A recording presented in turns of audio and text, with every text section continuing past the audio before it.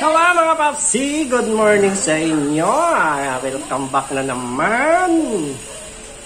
Ito na naman tayo ngayong araw ay magluluto pala ako ngayon ng pandesal. Gumawa ko ng 1 kilong pandesal. Kaya, ayan, at ready na ito lulutuin. No?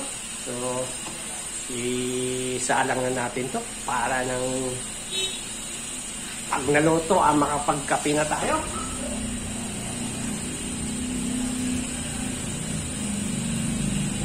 Yan mga papsi. Ito na yung pandesal na ginawa. Welcome back to my YouTube channel, Richard Vlogs TV.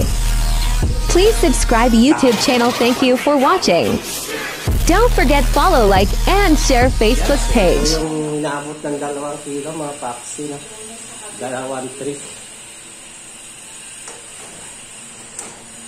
Yan. So,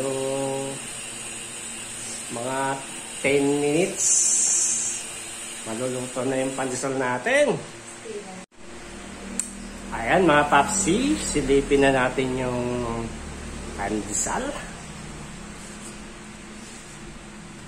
Kung ano na ba ang tsura nito. Yan. So, medyo malapit na nga.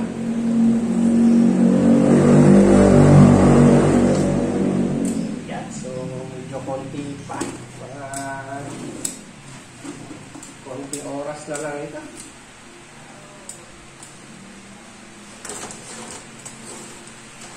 Ayan. Ayan. So, mga 3 minutes. Hello mga papsi. Ayan na. So, 4 minutes na yung nakalipas at naamoy ko na yung bango ng pandesal. So, hudyat na ito ng amoy niya. Naluto na. Ayan. So, silipin na natin ito. Ayan. So, luto na nga.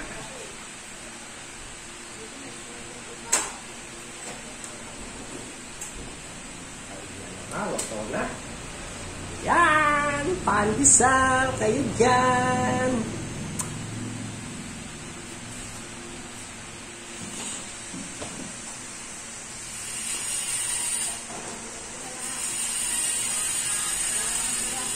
Yan! Pandesal! So, 2 tray na ganito mga papsi yung 1 kilo na inaabot, no? Ayan! So, pwede na tayo magkape!